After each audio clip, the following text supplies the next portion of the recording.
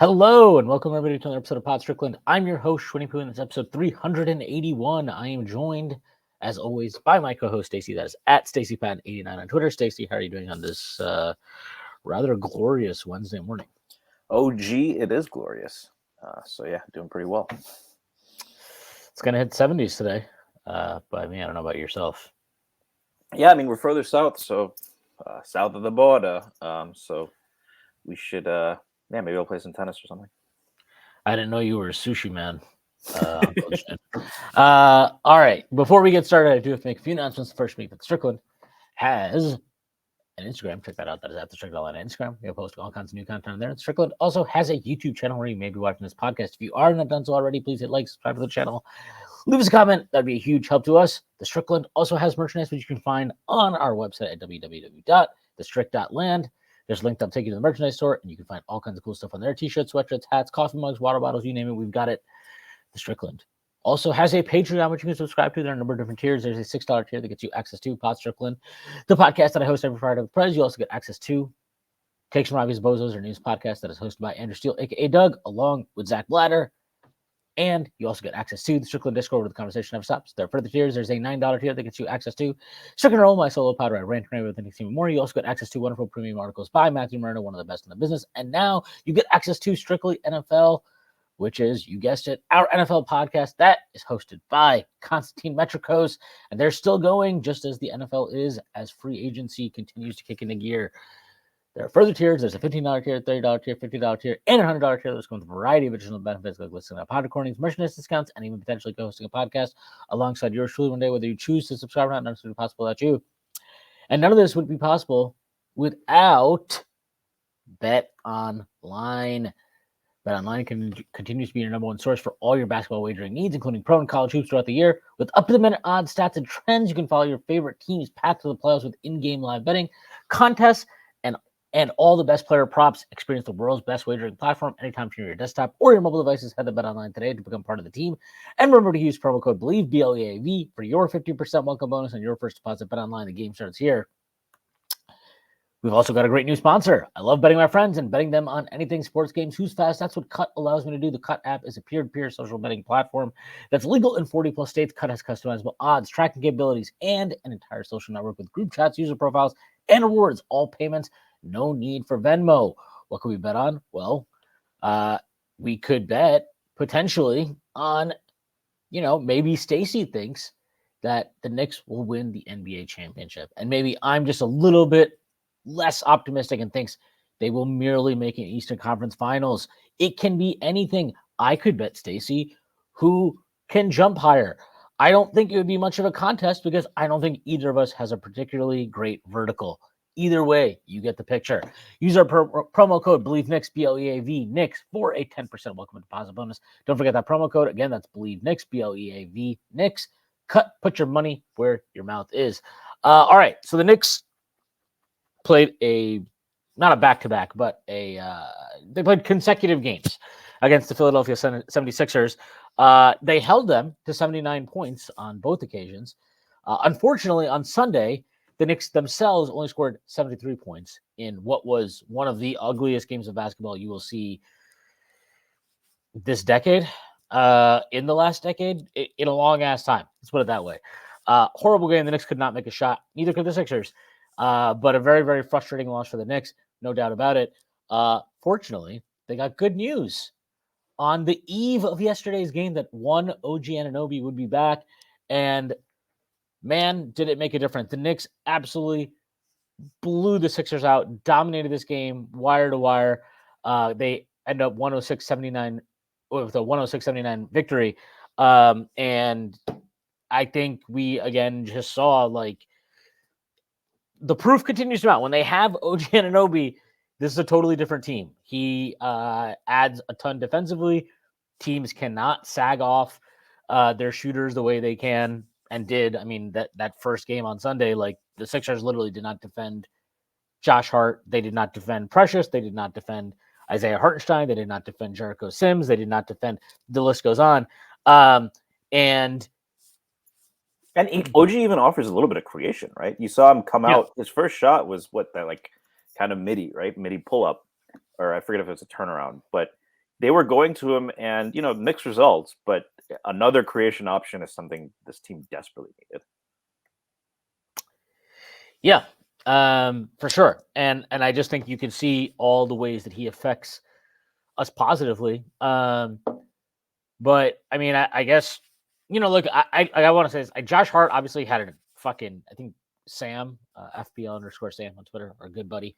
He tweeted out yesterday that he put up a Jokic stat line, and that's 100% true because he had 20 points, 19 rebounds, 10 assists. God knows how many steals or blocks he had, probably multiple. I don't know. He played great last night, and it's like weird to say this, but as well as he played, and he was awesome, I still come away from that game being like, and OG had look, he had 14 points on 6 of 11 from the field. He had 4 rebounds, not some amazing, oh my God, how did he make it happen? But I mean, I thought he was the most impactful player on the floor. I really did. I thought he dominated that game defensively. There was a stretch that pretty much put the game away in the second half where Kelly Oubre kept trying to drive to the rim and OG kept crashing down and just swiping the ball away from him. So satisfying. Yeah, very satisfying. He's just OG was a plus 28, by the way, so the impact is definitely felt. But he just changes everything. He brings balance to the Force. He's the chosen one. He's basically Anakin Skywalker. What we thought Anakin Skywalker would be. He's Luke Skywalker. But no, he you could see it yesterday. With OG now, Dante's activity off the ball is more impactful. Hart's activity off the ball is more impactful. When those guys get beat off the dribble, it's not clean just to the rim, and the center has to make a contest because OG can basically cover 2 at the same time. He can kind of provide rim deterrence just by existing. And he makes kick out passes hard because his wingspan is so great. So his ability to just cover so much space is a massive game changer. And not just that, he is so capable and fluid at switching. And, Tibbs talked about this a little bit in the post game yesterday about how OG can switch so much and Josh can switch so much and they can kind of play 2, 3, 4. But then he also went out of his way to mention OG can pretty much guard 1 to 5. And there aren't a lot of players that you can say that about. And I'm not saying just very OG. overused, but there's I mean, you could probably count on one hand the guys that can really do it. Yeah, you probably can use maybe 3 fingers, which is what your mother said. I'm sure you'd like that, boy. Yeah, well, that's what your mom said. But he literally is. Yeah, I mean, he's one of the few guys that can do it. And that doesn't mean oh well, when we play the Sixers, when they have Embiid, just start OG on him and that's that. No, but he can switch onto Embiid in a pinch. He can switch onto Jokic in a pinch and do a job on them for a possession here or 2 or 3. But that versatility, Hart's versatility matters more when you pair him with a defender that's as high level as OG. And same with Dante, and same with Precious, and same with Isaiah Hartenstein, and even Brunson yesterday. Look, I don't think obviously Brunson's not some amazing defender, but he's obviously shown a greater commitment to defending this year. And if he is your worst defender at this point, and you have a guy like OG who can just cover so much space and help and all these type of things, I don't think that's that big of a problem. I really don't. I mean, I thought yesterday in a lot of ways, and I know they were playing a shorthanded Philly team. I thought that was in a lot of ways, maybe even a more impressive defensive showing than the Orlando game on Friday. I thought they absolutely just suffocated the shit out of Philly. And at no point, even when Philly cut the lead to 10 or 8 or whatever it was early in the second half, at no point was I concerned. I was pretty confident the Knicks were going to fucking just take care of business, and obviously they did. Yeah, a lot to talk about here. I definitely agree with that. I thought at no point in your rambling, incoherent response. No, I mean, I think that, and it was interesting with Maxey back, the Knicks actually looked a lot better. I mean, what we should start by saying it's usually pretty difficult to win 2 games in a row against the same team. Philly was unable to do that, obviously. and so the game on Monday or Sunday it was what it was. I will say this, like Dante and Brunson were both off. Brunson was massively off, and it's kind of incredible that like they have been so consistently good because you see what it looks like when they're both off. There is zero offense, right? So OG coming back obviously helps a lot there. I want to say this. You mentioned OG's ability to kind of unlock Hart, unlock Dante, right? Because his ability to switch and guard and take on the best player also. Hart is a good point of attack defender. I think Dante tries pretty hard, but they're both somewhat limited, right? In Hart's case, he's not super long or big. Dante's even smaller. And what they really both excel at, they're solid point of attack defenders. They excel at hopping passing lanes. They excel at team defense, making the right rotations. They can focus on that now. They can focus on kind of the free safety aspects because you have, it's like having a shutdown corner and it allows you to have all of these chess pieces you can move around the field. And that's what OG allows for our guys. I mean, it's kind of sad that we didn't get to see him with Quickly because Quickly is definitely someone who would also have benefited from that, with his team defensive ability. I think what's kind of wild is Brunson and Dante combined for 23 shots. There's times when Brunson will have to get that up himself, and they only had 7 free throws. It's kind of funny that like Brunson had 20 and 9 on 12 shots, and that's just kind of ho hum at this point. But they really didn't get. It's not like these two guys had. They had decent games. Dante was 16 on 11 shots. They definitely both, to my eye, got more catch and shoot looks. I think OG helps with that. But it was really a team effort. I'll also point this out. Of the rotation players before garbage time, only 2 players had a negative plus minus. Do you want to guess who those 2 guys are? On the Knicks? Yeah. I know exactly who they were. Burks and Bogdanovich. Everyone else, Deuce came in next with +5. Everyone else had a double-digit plus minus, and the bigs were a little bit lower because they just didn't play as many minutes. They were splitting time really more evenly than the other guys. So really team. You see what it is, and you mentioned this about OG that he can switch 1 to 5 and he unlocks guys. There is another guy who on defense does a pretty good impression of that. Maybe not a guy who can switch 1 through 5, but can play 1 on TV. That's Precious. We have to talk about Precious. He's had some drives that are really eye-opening, much more coordinated than even Hartenstein, I think. Obviously the defensive intensity has been really good. Did have 4 turnovers last night, so there's going to be some mixed results. But I think looking at this whole team, it's like if you lift like a lot of weight, if you lift something really heavy, then you lift something lighter, you can feel like, oh my God, that felt even lighter than it's supposed to. And I think that's what's happened to this team. That's what I'm excited to see, because without Randle, without OG, they've had to take on more. They've had to polish and refine their games in ways that were probably more of a luxury before.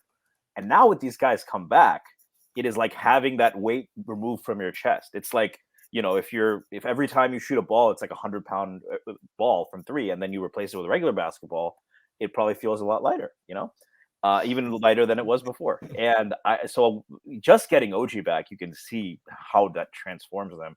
Randle will only add to that. They get Mitch back. Maybe you play Precious full time at the 4. I know we had a discussion on the Strickland where you're not as jazzed about that idea, but this was a reminder of why so many people during that OG stretch were starting to think, wait, could this be the year? Could they really, is there a ceiling at this point? Wait, you're talking about the idea of what Precious at the 4? Well, if Mitch comes back, Precious being full-time 4. I know we were talking about how, you don't want to give Tibbs the option to never use him at the 5. So, I mean, yeah, I'm not jazzed about that idea. I mean, that's the entire value of him, is that he is capable of giving you both. But I don't anticipate, like, if Tibbs has 2 centers he likes, and obviously we know he loves Mitch and we know he loves Hartenstein, if those guys are healthy, they're going to get all the minutes at the 5. Like, if I'm wrong, I'll be thrilled. I'd be fucking happy as hell, because I will say with Hartenstein's Achilles issue, like, seeming to not go away, I mean, he'll probably need at least an offseason for it to fully go away. I wouldn't mind getting another big back so we can just keep Hartenstein to 15-20 minutes if necessary. Yeah.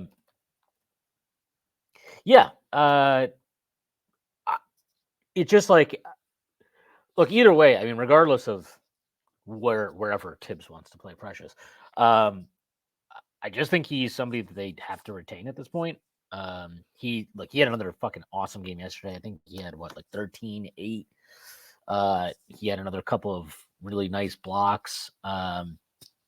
And forgetting the numbers, but like just the fluidity that he provides athletically, like it's the Knicks haven't had like OG. Obviously, we know this since he has been here. Like what he can do in the half court in terms of attacking closeouts and stuff, and just finishing at the rim is not something that the Knicks have had. Like they did not have prior. We don't need to like go back and revisit it. And I know RJ is playing a lot better, and he's been a lot more efficient in Toronto.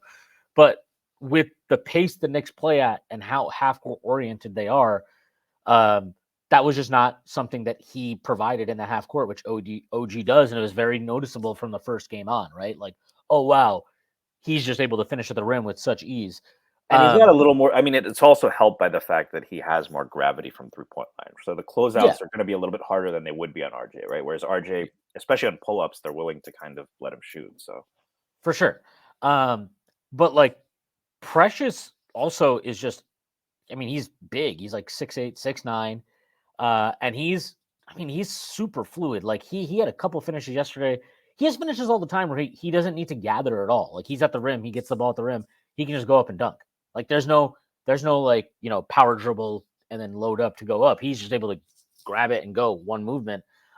He had a finish yesterday where he ran a dribble handoff with DiVincenzo, caught the ball above the free throw line, took one dribble, split two defenders, and easily finished.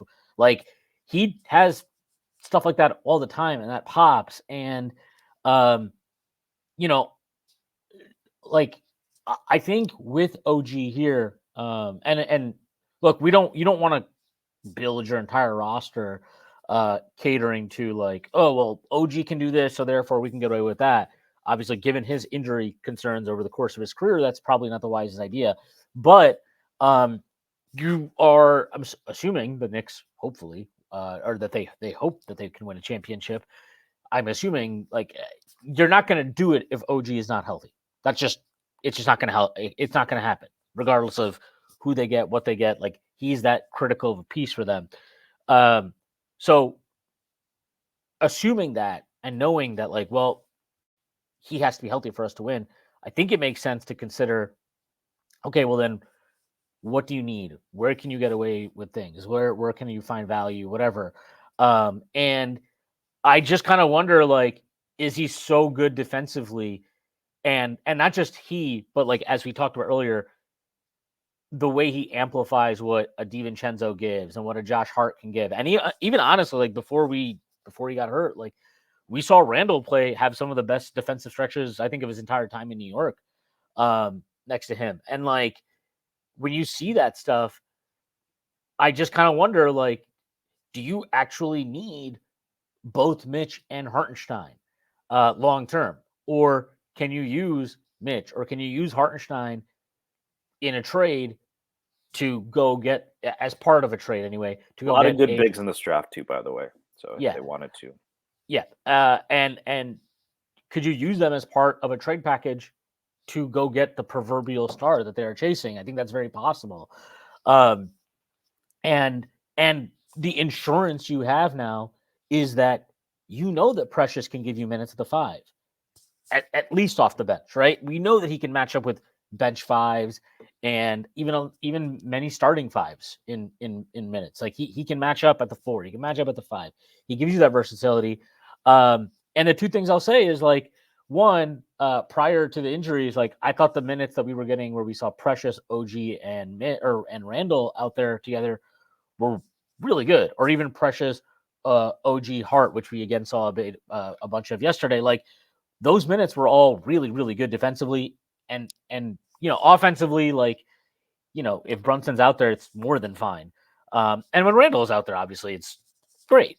But like that's one part of it, and the other thing is, like, look, quite honestly, I know it's a really small sample size, but like, I mean, they played Denver with Sims and Precious as their fives, and they fucking smoked them, like absolutely destroyed that team. Denver's a championship contender, obviously the defending champs. They have the best center in basketball. They're the best player in basketball. Yeah. They're the best player in basketball, and he happens to play that position, right? And they destroyed them, and like I think, and they destroyed Philly with Embiid in that stretch as well. So like when you see things like that, I do think that, like, look, we know this front office is always looking to push the margin forward, right? Okay, well, we're here. How do we get from 52 wins to 55 wins? How do we get from the second round to the conference finals? How do we get from there to the final? That we always know they're looking to push the envelope. And, you know, one thing that I think is kind of necessary in all sports, and in this case, specifically the NBA, is I do think that like every 3 or 4 years, you've got to evolve your roster. You've got to evolve your identity to some extent. And making that trade for OG was a big part of the Knicks evolving themselves further. That doesn't mean you're changing your identity. Obviously, they're still a physical team. They're still a half-court team. They're still a team that's very, very focused on winning the possession battle and winning the glass and all those type of things. But the way that they can attack you now is different. And I do think that, like, what Precious gives you, given that you also have OG and how he opens things up defensively, really. I mean, it's funny to think about it like that, but like how he opens things up defensively for you, is this like what the Knicks need to consider moving forward? Is like, hey, look, like this identity of like have these awesome rim protecting fives who are great on the glass on both ends of the floor and are great rim protectors. And is it time that we are able to move away from that being our sole criteria for what we want at the five? And is it maybe necessary, given like when you start projecting forward into the playoffs? And look, we saw what Miami did to the Knicks last year. And whether you want to put that on Mitch or Hartenstein or, you know, just the fact that we don't have a stretch five or whatever the fuck it is, they were able to really like kind of nuke the Knicks offense and get us into this disgusting slugfest, which the Knicks came up short on. I mean, a lot of that was the heart. The heart RJ thing mattered. Yeah, that mattered also, for sure. But like part of what sucked, at least, you know, for me watching that series, is like Bam is their five. Bam's awesome, but Bam is not like some physical fucking dude who's just going to body you inside. And yet the Knicks played true fives the entire series. And like, I think where there's fair pushback from people who defend Tibbs on this, he doesn't trust Randle at the five defensively, flat out, just doesn't trust him. So he was never going to be willing to downsize in that series. He does trust Precious at the five. Now, does he trust Precious enough that if he has both Mitch and Hartenstein, if the same series played out and he has Mitch, Hartenstein, and Precious, if Miami just has us again, you know, in a fucking, you know, just in a slog in the fucking trenches again, like, will Tibbs consider, all right, well, it's not exactly playing five out, but I do think there's a very different dynamic when Precious at the five than when Mitch or Hartenstein is. And it gives you fluidity, the ability to just kind of like switch across a lot more positions, I think. Like all that type of stuff. Is that something that he would lean into situationally if he had those three options? That's a really big question. Because if he would, then I'm happy to keep all of them. Then I think it's fine to keep all of them. And Tibbs Tibbs has shown that there are situations where he'll play he'll prefer Precious at the five to Hartenstein or Mitch or whatever. Like if he can tap into that, then I'm all in. But I tend to believe Tibbs is he is rigid, which a lot of coaches are. It's not like a huge knock on him necessarily. But like, I don't think that he will play Precious to the five if he has those two guys, barring, you know, foul trouble or injury.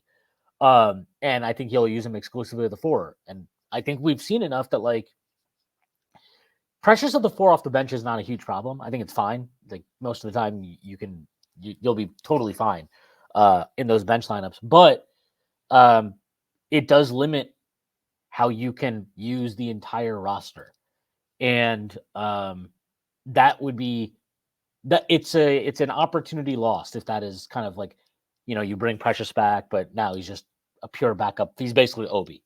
You know what I mean?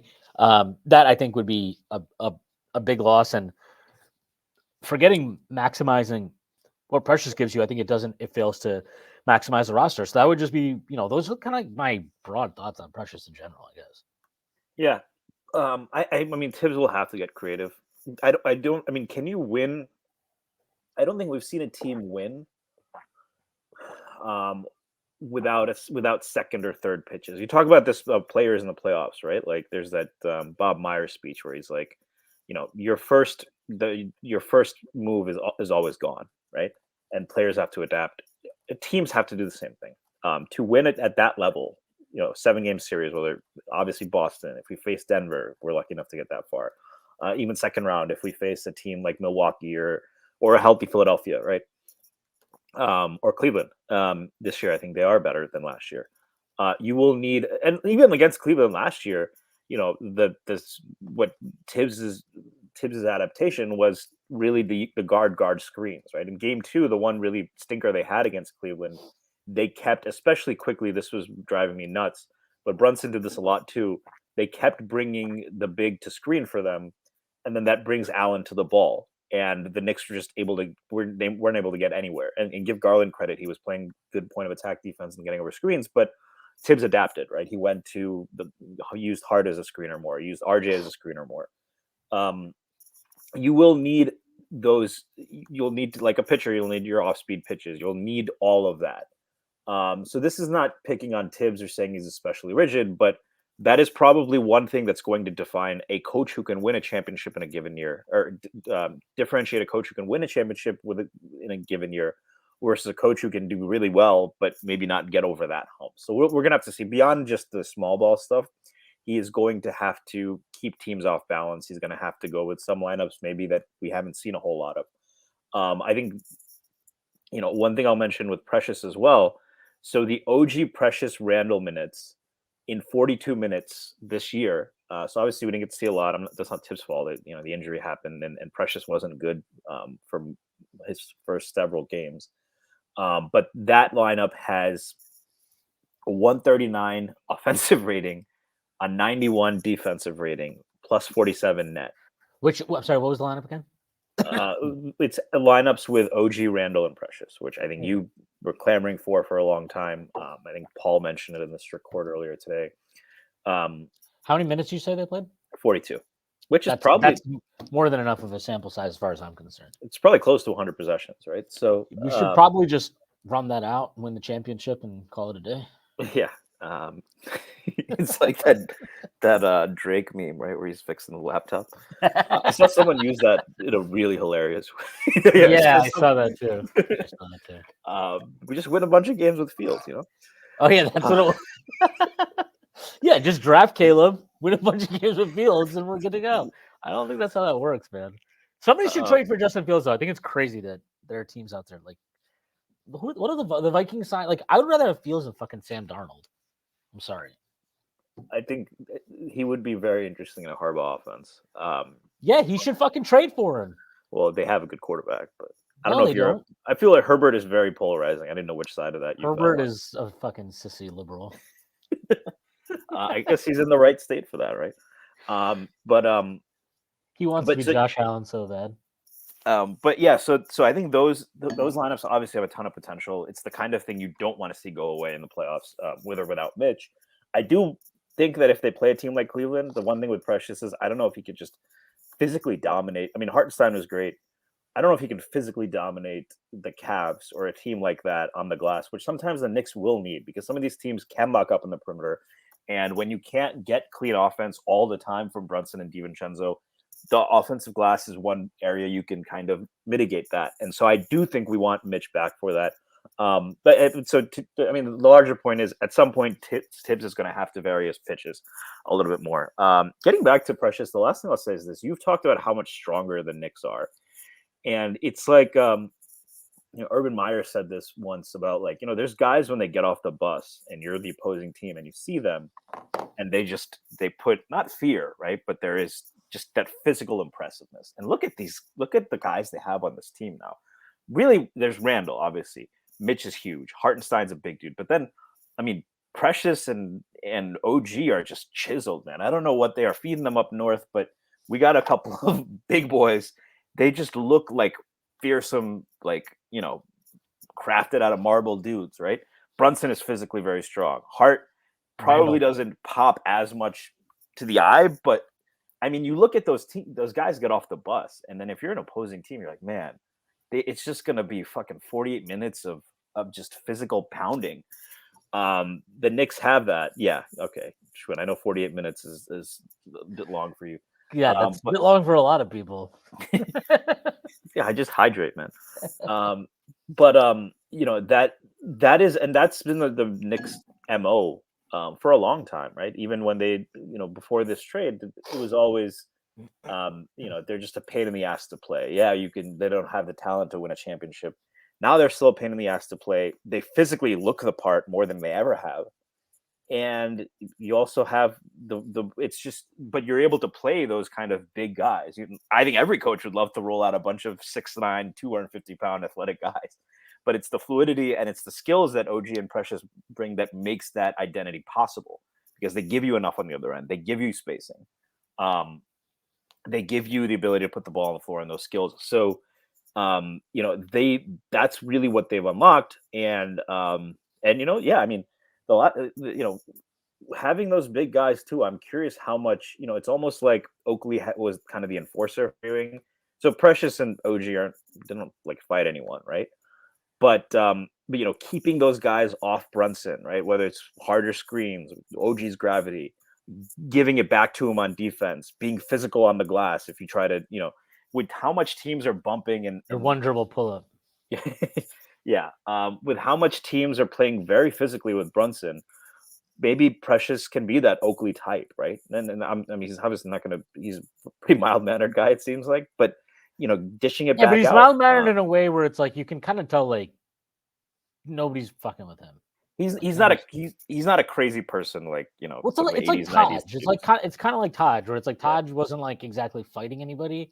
But I don't think anybody. I think everybody in the league kind of like understands. Okay, yeah, no, we don't. Okay, that guy's good. It's good to go. We don't need to worry about that. Let's not fuck with them too much.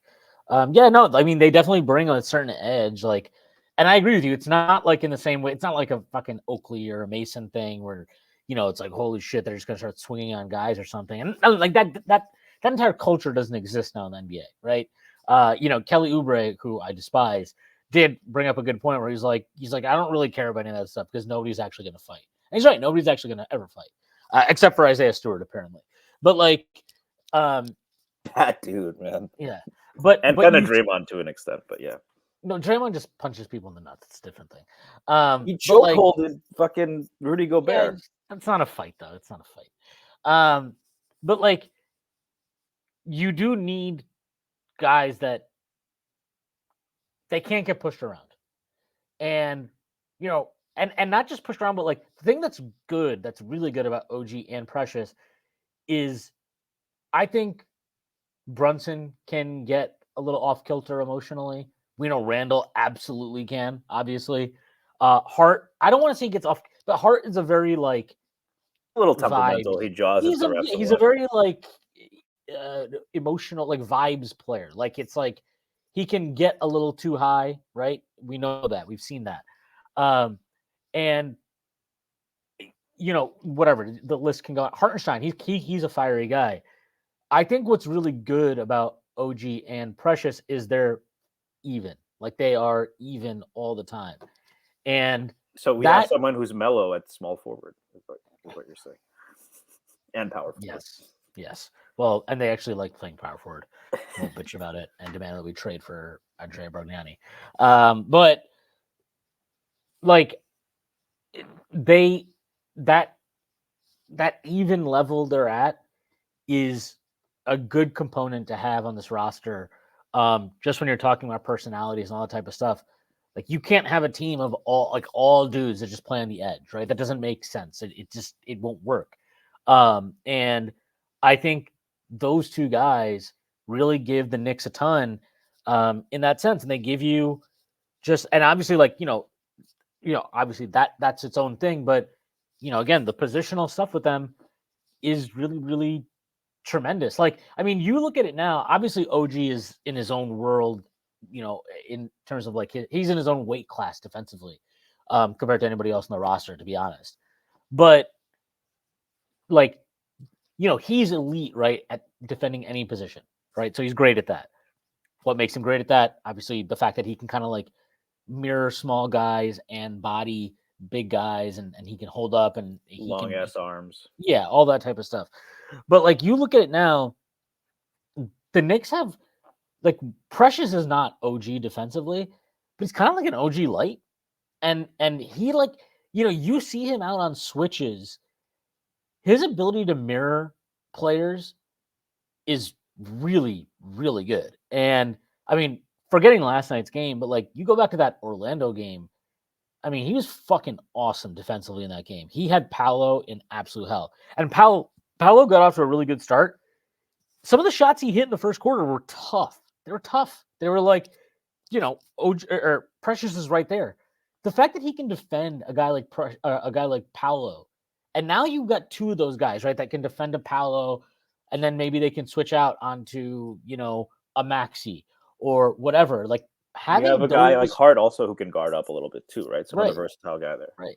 So when you have that type of versatility, like, look, if you go back to what the Knicks were in Tibbs' first year, and they were what? I think they finished the third in the league in defensive rating that year. Yeah. Right. No. Yeah. It's third in defensive rating. Yeah. And even I think the second year, like they actually ended up finishing top 10, even though they got off to a really bad start. I thought it was the second year was where they flipped, where they got better on offense, but they were like 20th in defense. They might have improved at the end of the year.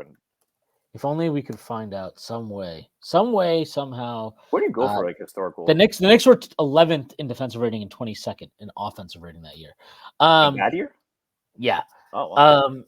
But the point is more like you go back to those teams, they had to stick to like the principles. And they had to stick to them constantly, right? Because you did not have the individual defenders that you have now. You didn't have the versatility. Like your wings the first year, right? Are there RJ and Reggie Bullock? And then your point guard is Alfred Payton, unfortunately, or Derrick Rose, mostly, or Quickly at times. And your centers are Mitch, who by that point, still probably a little more athletic than he is now, but he'd already bulked up to the point where you were like, okay, this is not a guy anymore who can just like switch out onto the perimeter consistently and be fine. And he Noel, and he got hurt. And Noel and Todd is a lot older, so he's not the athlete he was. And Noel was actually the opposite problem because he was probably the most switchable guy they had, but got bodied, right? So yeah. So Noel is like maybe the one guy that can provide that. But then aside from that, I mean, your team is filled with guys who they can do their job defensively, but they cannot go above and beyond, and they cannot be asked to do multiple tasks or versatile tasks. Same goes for the roster the year after, and honestly, same goes for last year's roster, which was better defensively in some ways, but they didn't fit. I mean, they finished 18th in defensive rating, I think, last year. Like they were not a great defense last year until the playoffs. And now I think it's different. Like I think Tibbs has given OG way more, and I don't know if he's even told them or if it's just like OG just does his own thing, but he freelances all the time. He's always like just kind of doing his own shit, and it's okay because he's that good defensively. But you have now a guy like him, and then you have like an OG light in some ways defensively with Precious, and what that allows you to do. And look, we spent a lot of time on like why Precious, needs to play 5 as well as 4. But at the 4, you have options too, because if you're playing a bigger team that you need to match up with physically, Precious with Mitch, we haven't even gotten to see any of these guys with Mitch, by the way, which, whatever my concerns might be, who knows? Maybe they're going to like unlock, the fucking 36th chamber and send these guys to hell. But like what they can do defensively in a variety, like what the hell do you even do defensively if it's like, Deuce, Hart, OG, Precious, Mitch? Like, how are you scoring on that team? I have no idea. Good luck. But like, they have real legit like murder ball, or even lineup. Hartenstein, right? For that matter, right? Yeah. And another, I mean, he's obviously not a great defender, but in terms of, think about Paolo, right? Who would have guarded Paolo before this trade? There's really one option on the roster, right? It's Randle. So that's another guy they have. If we have to play a Giannis, we have multiple of these guys, these big bodies to throw at him. In a way that really before it was just one. I mean, Hart maybe could do that for stretches, and play the four. That's what we were doing earlier this year, but we were getting killed in a lot of ways. Had some bad performances on defensive glass, right? So, and obviously a guy like Paolo or Tatum is going to shoot over Hart. So, to your point, we didn't even talk about Randle, but that's another big body up there. And if you play him with Precious, or if you play him with Precious or OG or both, they can cover for him maybe in ways that some of the other guys struggled with a little bit more, right? Like Hart, when he's guarding point of attack, can only do so much and help defense. OG can do both, right? So, yeah. So that's definitely a major thing. One thing that we haven't even mentioned in this game yesterday, which was really nice, Jalen Brunson, 27 minutes. That's it. 27 minutes last night for Jalen Brunson. It was plus 24. But look, the minutes look good. I mean, the Josh Hart thing, I'll just never understand Tibbs like playing him as many minutes in a row as he does consistently. But aside from that, of the main play, like the guy with the most minutes was Josh Hart. He had 39, which again, I don't even know why he played 39 minutes last night, but he did. After that, DiVincenzo was just at 34. So like, this is exactly what you see. And we didn't even touch on this yet. OG might have been on a pitch count. Maybe that's why Hart got more minutes. But maybe, but I still don't think he needed to play 39. It's fine. But the other thing we didn't mention at all, the Knicks had 32 assists last night. 32 assists. That's crazy. And I think you could see, like, look, we spent a lot of time praising Precious, but like Precious might be as fluid athletically in a lot of ways, especially without the ball, as OG. But the offense is very much not free flowing. And yes, to your point, like he doesn't have gravity as a shooter, which kind of plays a role in why it's not free flowing. But I don't really know why it is, but OG is just like, since he's come to New York, it isn't just like a last night thing. When he's on the floor, regardless of who he's on the floor with, the ball tends to move around and flow, and there's a lot of ball and player movement, and it's very, very noticeable. And it just adds shit to the team that like we don't have and we didn't have prior to his arrival. So like it's another thing where it's just like there's maybe not some individual thing that you can point to where you're like, see, that's why, that's what he adds offensively so much. Like this is how he like it's noticeable that when he's on the floor, the ball starts popping around, guys are moving, and everybody's getting involved. And again, 32 assists last night to just 12 turnovers. Like you'll take that every fucking night. Especially coming off a night when you had 73 points total. So and I like think 12 was it 18 or 20 turnovers, where the fuck it was. That was insane. I think that the refs also seem to be making it a point of emphasis with the Knicks bigs on illegal screens. It felt like they've gotten called for more. Maybe that was someone. A couple of those yesterday were really obvious, though. Yeah, for sure. But I also wonder if if Nurse had made that a point of emphasis or whatever. We'll see if that continues going forward. I think with with OG, we talked about how much he helps create that ball movement. And it's like, I mean, I don't know how many of Brunson's, like, it used to feel like Brunson would get one or two catch and shoot threes maybe a game, and those would even be hot potato and highly contested. There were like him and DiVincenzo, it must have felt like they had been suffocating, and all of a sudden now, like, someone lets you out of like a room where you're suffocating or something. I don't have a good place for where people get suffocated, but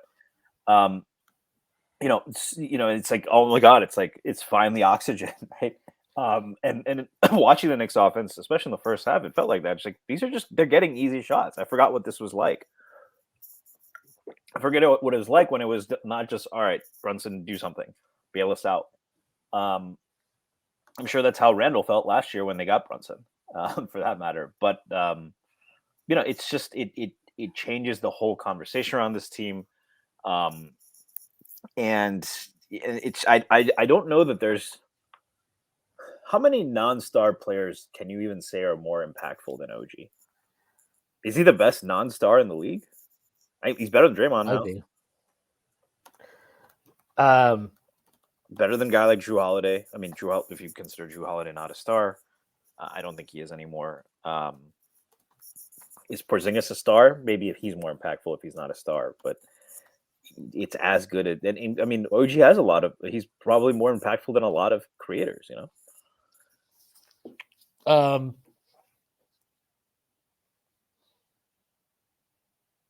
Is he better than Aaron Gordon? I would say so, yeah. Like, is Aaron Gordon? Yeah. No, I agree. Versatile? Yeah. No, I agree. I think he is better than Aaron Gordon. OG doesn't get to play with the best player in basketball. Is he? Do you think Drew's a star? Shwin's a confirmed Brunson hater. Yeah. Is Drew a star? No, but I think OG's a better defender than him. How about Derek White? He's fringe, right? I mean, we clowned the All-Star campaign, but he has played. Derek White's a good one because he does give you a lot of defense and the creation is real. I don't know. I think OG and Derek White are probably similar level of impact. And if you wanted to give it to White, I wouldn't hold that against you. I mean, I think, but like that's kind of like his only competition, right? And I think he's better than Derek White. I know that, like, I'm sure that if for some reason there are Celtics fans, are listening to this, they'll be very, very upset. But there is he's not a star. There is another player who was involved in the OG trade, and you said was the best player in that trade. Yes. Is this your way of walking that back? Which I don't think was a crazy take at the time at all. No, I still think it's like it's just different. Like I don't know. Like if you ask OG, like, hey, go create offense for us. Like we need you to be like a 25 usage guy, and we're gonna run offense for you. But if you think OG is better than Derek White, you're probably saying he's better than Quickly too, right? Yeah, but I don't know. It's like it's always, to me, Quickly's not playing as a role player. So if you're talking about role players, like, and that's to me what a non-star is like a role player. So you preferred Quickly in his role? Yes, but like if you're talking about non-stars, to me, you're basically saying like, okay, guys that are role players. OG's a role player. He's a great role player. He's awesome. Derek White's a role player to me, no matter how many times Celtics fans want to pretend he's an all-star. Those guys are role players. And like, Derek White is probably capable of doing more offensively. But if you were like, hey, we need you to do this for 82 games, right? Be our primary point guard, and he's not going to be able to do it. If you're talking as a role player, OG is a much better role player than Quickly, just because his defensive impact is ridiculous. But if you're talking now about like, okay, well, we need you to be more offensively than that, I think there are really strong limitations to what OG provides. And look, Toronto ran up against that. They experienced it. Like, all right, this is not Kawhi actually. So, yeah. And then we talk about defense. How many defenders are better than? I mean, is Bam a better defender than OG? Yes. Really? That confidently? I mean, Bam has proven himself in the playoffs at a level that OG hasn't yet. Okay, that's fair. Is Giannis a better defender than OG? Probably at his peak, but he isn't engaged necessarily. I mean, he has more offensive responsibility. The guys who you would put as better defenders, though, Bam, Giannis, AD. I'm not even sure I'd call Gobert. I mean, he's a rim protector, I guess. Would you call Gobert a better defender than OG? No. At this point? But over the course of a full regular season, in general, maybe OG is like a total freak, and if he can play, if he ever is able to play 65 games, he's going to win Defensive Player of the Year. I don't know, but like in general, center defense is more impactful than wing defense. I do think OG might change that. I mean, or at least he might transcend that because, I mean, again, like we just mentioned, but the Knicks were locking up teams with like Jericho Sims in their starting five. Do you remember the other lineups we've seen with Jericho Sims in our starting five and how bad they were defensively? Like OG might just be that freakishly good on defense. But He's it's able really to cover for that. But in general, I think you'd probably still edge it to Gobert over the full course of regular season. Playoffs, though, I don't even think it's close. Like, it's going to be OG all day. yeah, and the only guys you would put above him on the playoffs, to your point, were those guys who are switchable. AD, Bam. I mean, we said it right. Like you can count on. I would say AD, Bam, Giannis, and OG. Those are really the only guys who can guard five positions consistently, and so that's. I mean, yeah, he's a role player, but he is a star level defender, and not just he can lock up. That's I mean, it's beyond just one position, but it's being able to do so much, right? So that and it's I'm interested. Tibbs' offensive philosophy has been criticized at times. I'm interested in the playoffs. How creative is he going to get with OG as a chess piece, right? Especially next to guys like Dante and Hart, who are very cerebral defenders. What kind of things can he do on defense? Is he going to blitz? Is he going to vary his coverages a little bit more? Is he going to maybe go with super big lineups, or is he going to how creative can he get with OG? Is also going to be fascinating to see.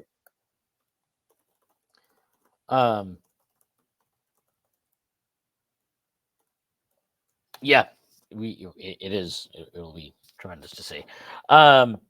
We did get some news on Randle. He is doing a bunch of on-court work. He's doing, I forgot what the hell the exact terminology Tibbs used was like.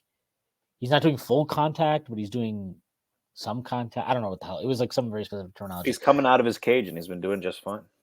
Yes. But he seems like he might be getting really close. And I mean, the Knicks need to figure out what's going on. Like they need to get him on the floor, and he needs to see how his shoulder reacts to playing real contact and taking it. Because if they're going to be with him, obviously, then they need to reestablish kind of everything they had going on earlier, and he needs to find a rhythm. But if he's not, then they need to figure out how they're going to run their rotations. And honestly, like if he gets back, then Josh Hart moves back to the bench, and I think that. I think that will help the bench, but obviously then you need to figure out, okay, well, is Bogey going to play? Who's going to play? What's the rotations? All that stuff. So I think it's important. Like I don't want to rush him back. Obviously you can't rush him back, but I do think that it's important they get him back before, like, if it's a situation where it's like, oh, we'll just clear him like a couple games for the playoffs. I don't know, that would worry me a lot. Yeah, and I mean, I think the bench rotation becomes a little more straightforward. I think the Detroit guys are probably the first guys off at that point. And we should give Tibbs credit for this. Everyone's like, "Oh my God, he keeps playing Burks so many minutes. He needs to play McBride." I actually think he's done a good job of adapting. He has been maybe not as much as people would like. He has given Burks a quick hook, and to defend even not doing that. Burks is a rhythm player. Once he gets going, that's really when you see the benefits. Or in his career, it's been the case. It just hasn't happened yet here. But for Tibbs to give him like some run to see if he can get going, that's not the most indefensible thing. But you look last night. So it was 8-man rotation with Bogdanovich, and Burks got 11 minutes. So if they want to go 9 deep, they still can't take Burks out. Once Randle gets back, Bogdanovich probably goes down to like that 10-minute role or 10-15.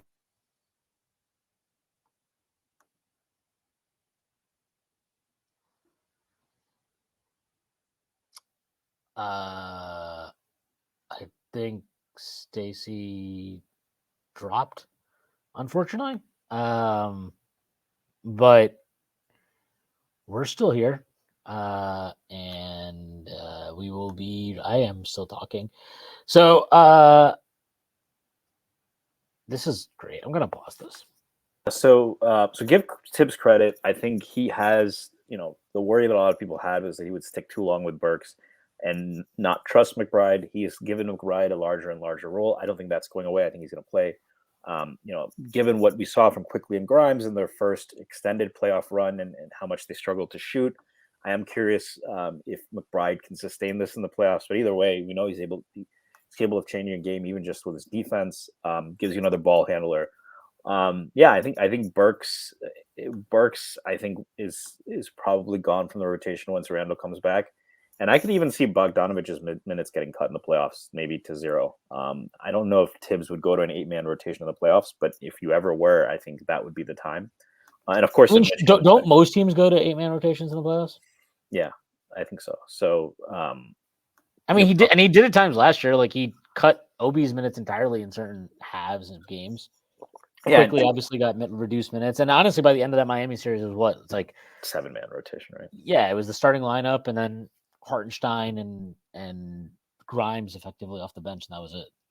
Yeah, and so it's probably going to. I don't think the Detroit guys are going to play much at all in the playoffs, and both of them play a position that Tibbs' favorite guy can play pretty effectively. So.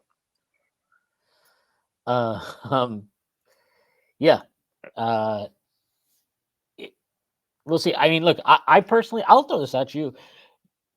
We talked last year, one of the big things that was like very concerning, not concerning, but like just an issue throughout the playoffs was kind of how Tibbs didn't seem to prioritize spacing offensively very much. And whatever, I mean, that's what it was. This year, I mean, we're not in the playoffs yet. Our starting line, assuming Randle is back and is healthy, let's assume Randle is back and is healthy, and Mitch is. Let's say Mitch is just going to come off the bench because he doesn't want to, fuck up the starting lineup or anything. Do you think that if I had to tell you, you can either play Bogdanovich at the 4 or Precious at the 4, Mitch is going to be the backup 5. So one of those guys is going to get the backup 4 minutes, right? Who would you rather have him play at this point? Because I think, because obviously Bogdanovich, and I know he hasn't necessarily shot the ball great in New York and whatever. He's obviously a much better spacer and offensive player than Precious, but like he hasn't played very well in New York so far. Precious can't shoot, and we already saw that get exploited. We've seen that get exploited in a variety of matchups, but most notably this past Sunday against Philly. I still think I think if Tibbs is kind of like, you know what, fuck it, fuck the spacing, I'm just gonna play Precious the 4. Like, I almost think the Knicks should lean into just like murder ball, fucking dominate teams physically, and that just be what their like thing is, even come playoff time. And even like I just if you put a gun in my hand and you're like, have one of these guys, I'm taking Precious because I'm like, I know what he can do, and I know he's done it at a high level in New York. We haven't seen it yet from Bogdanovich. And I want to say, I'm not writing off Bogdanovich the way people are. I actually thought Bogdanovich played okay last night. He only took 2 shots in 22 minutes. So. He only took 2 shots. I actually thought he was trying to play within the offense. He wasn't forcing anything. He had one really bad drive where he drove in traffic and immediately turned it over. But like aside from that, I didn't have a problem with how he played. Defensively, he's never going to be like a good defender, or even probably a neutral defender. But he wasn't like doing stupid shit defensively. He wasn't like all over the place. He actually made a couple of decent rotations. My biggest issue is like if you play him and Burks together and then Deuce is the point guard, those lineups are just not going to be good. They're just not. And like that's not putting any of them in a position to succeed. And I think Burks, like if you want to say Burks is cooked, I do think Burks might just be fucking done out here. But I'm not there with Bogdanovich yet. I don't think you can score the way he scored in Detroit and be cooked. Now, that's not to say he's going to have the ability to score the same way in New York as he did in Detroit, because Detroit's awful. So he has to adapt as well. But like, I do think there's still something there with him, and I'd like to see him play with Randle, have an opportunity to play with Randle before writing him off or anything like that. But given the current state of play, I think if you would have gone to my head, you're like, got to pick one to have in the rotation or not. I think I'd go with Precious, even though I know that it would kill our spacing and all that type of stuff. Yeah, I mean, I think the opposite. Like there are a lot of people who criticized. Was it? I forget which game it was. I think it was the last game, right? The one they lost to Philly. Tibbs was criticized because he didn't play Precious until very late. I thought the decision to play Bogdanovich over Precious there was defensible because they were struggling to score and they needed to come back. I think if you wanted to argue that Sims got too many minutes at the 5 and Precious should have had more, that was a valid thing. I'm not sure what was up with that. I think that Bogdanovich, it depends really on the game state and situation as well. If you're trying to come back in the second half, it's tough to do that without scoring some points, right? So in that sense, maybe Bogdanovich can help your spacing a little bit. I think like it becomes problematic if you're playing Precious at the 4 next to like Randle at the 3 or something. But if you have Precious, you have Hartenstein, right, who is not a spacer but can move and can put the ball on the floor. And then the other three, I think you probably can't put Hart in that lineup, right? That might be going a little too far. So then you probably do go with something like Brunson, DiVincenzo, and OG there, right? That I think that's plenty of spacing, right? That's 2 elite shooters, a guy who's pretty reliable from the corner 3. You can collapse off of Precious, but he's also shown that he keeps active. He'll screen. So another thing, was it? Shwin Poo is obsessed with spacing, but he doesn't realize that in the playoffs, those threes turn into long twos. I didn't know that. You never realized that, Shwin. That was it's a big miss on your part. Yeah, dude. Teams are gonna run Josh Hart off the line. Like as they famously did in the playoffs last year, where the entire plan wasn't like we'll just let Josh Hart shoot. Actually, yeah. No, they just ran him off the line so hard. Don't you remember all those fucking speedy closeouts the Heat were making on Josh Hart? Oh my God, we can't let Josh Hart. It's Ray Allen. So I think in general, yes, I agree. Like I don't think Precious kills your spacing, like so it's untenable. I think if you play him with Mitch, it becomes a little bit tougher. Or Sims for that matter. But I think with Hartenstein, it's fine. I think if you play OG at the 3, that's fine. And then you have 2 elite shooters. So yeah, I would give Precious the precedence, but I also think again, situational shouldn't mean just situational in the playoffs. If they are behind, right, and they're struggling to find space on offense, then you look to Bogdanovich, and I don't think he'll be completely out of the rotation. I think he'll just get like 5 to 10 minutes in the playoffs, and I do think Burks is cooked.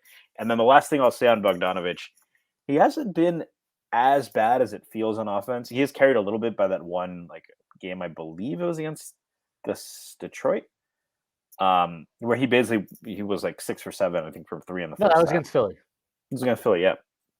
But if you look at the stats per 36, he's not really that far off where he was doing in Detroit. In Detroit, he was averaging 22 points per 36. Now it's 19 per 36. The shooting has gone down, right? So he was shooting, he was shooting 42% from 3 on 7.4 attempts a game, which was pretty ridiculous in Philly. Especially considering they had Cade, but besides that, not a whole lot of other offense. He's down to still a pretty solid 37% on 5.7 attempts per game, and he's averaging 12 points per game. So he hasn't been as good as we need. You'd think playing off a guy like Brunson, he should be able to and with less offensive responsibility, his efficiency should increase, but.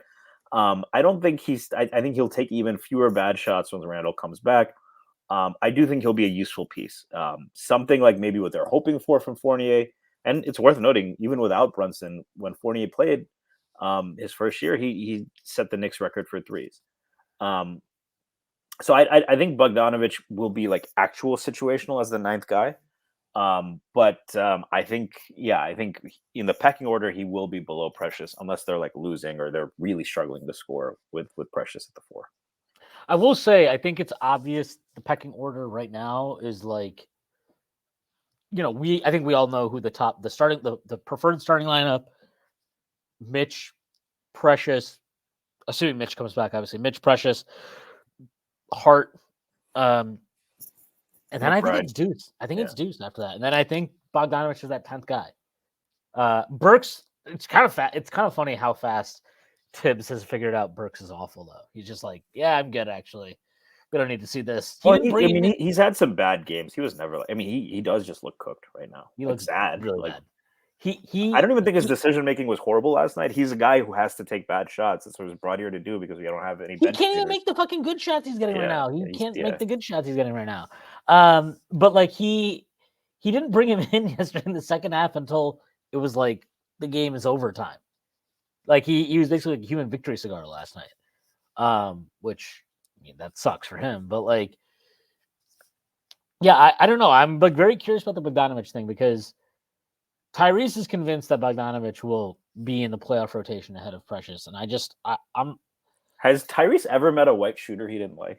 I don't even know, but I don't think it has to do with that. I think he just thinks that like he'll bet on the shooting, and I'm like, I don't think that's our coach. I don't. He actually said something in his post game yesterday, which I thought was interesting. I want to clip it, but they asked him something about like I forgot what the exact question was. I mean, it was about them holding 3 straight opponents to under 80 points, which is crazy to do. Yeah, hadn't it not happened since like Van Gundy or something? Something like that, yeah. It was like 2000. I think it was like 20. I don't know. Rick Brunson was literally playing the last time this happened.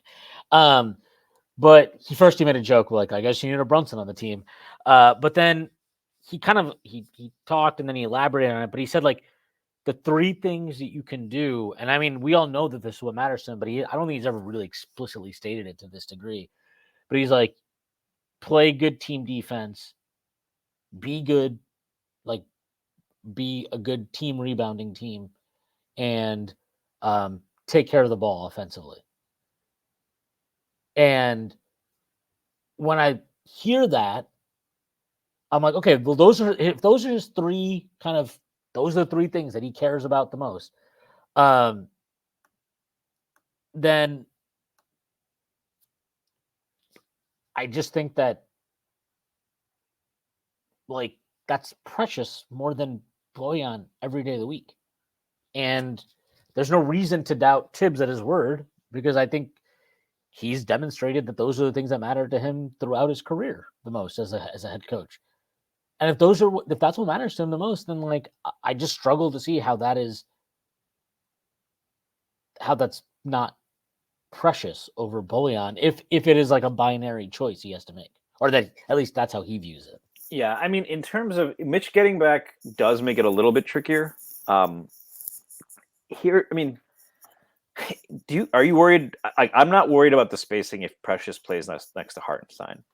Are you a little bit more worried about it if he plays next to Mitch? Like, because that's the thing. I think Hartenstein will continue to start, and so if your bench is Precious, Mitch, and then Deuce as the point guard, that to me is a little bit worrisome, right?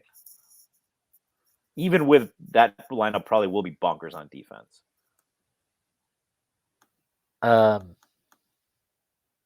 Like, does your stance change if Precious is going to be playing a lot of his minutes with Mitch? I mean, that would be some really ugly offense. Your bench would be Precious, Deuce, Mitch, and Hart, right? So maybe you have Brunson babysit him, but you gotta go nuts on the glass. Well, look, let's be real. Deuce is not going to play much, right? Brunson's going to be playing 40 to 42 minutes every night. So will DiVincenzo. So will DiVincenzo, and so will Randle. So Deuce will get the backup minutes probably at the 1 and 2. Yeah. So what you're talking about really here is like Deuce gets some backup 1, maybe some backup 2 minutes. You can stagger it. So you can stagger it so that he doesn't even get backup 2 minutes if you really wanted to. You could play him with Brunson. You could play whatever. Either way, the point being is he's not going to play that much. It's like 10, 12 minutes max. Precious, if he's only getting backup Randle minutes, like, I don't know, that's at what, most 10 in a game, maybe 12. I mean, to be fair to Tibbs, last year when Randle was shitting the bed at one point during game 4 against the Cavs, he just let Obi play the entire fourth quarter. So it's not like there's not scope there, but obviously, 1, we want to hope that Randle is healthy. 2, we want to hope that Randle does not shit the bed this year in the playoffs. and that would be great. But like the scope for him in all in all likelihood is probably like 10 to 12 minutes max there at the backup 4. And if Tibbs is going to do the Hartenstein and Mitch get all the 5 minutes, that's all that Precious is going to get. And then you have Josh Hart, who, like, presumably, this is like, I don't think Deuce will get really backup 2 minutes because that'll go to Josh Hart. Josh Hart will get the backup 2, he'll get the backup 3 minutes. You can make whatever face you want. Tibbs has already shown that he likes that lineup. He was good when he plays next to OG at the 2. It's looked a lot better than. Well, they're just really good defensively. RJ. Yeah. Well, and I think OG gives you a little bit more spacing. And Hart, we have to say this, Hart has really figured out a lot as a creator. His decision making is. There's a couple times where he actually, like, on the fast break, he actually slowed down and passed to a shooter where I was like, I kind of wanted you to just put your head down and do the Josh Hart thing. So I will say that's definitely a big help as well. And him being able to create opens things up. The other part of this is, do you think we see much of, given Josh Hart can play both the 3 and the 2 and is going to play heavy minutes? The other thing is, do you just see OG maybe taking all of those backup 4 minutes or a lot of those backup 4 minutes when Randle is out? Because he can obviously play the 4. They haven't gone to it much because they've Precious has played well, but maybe in the playoffs. Maybe. Like something like Hart, OG, Mitch as your bench lineup.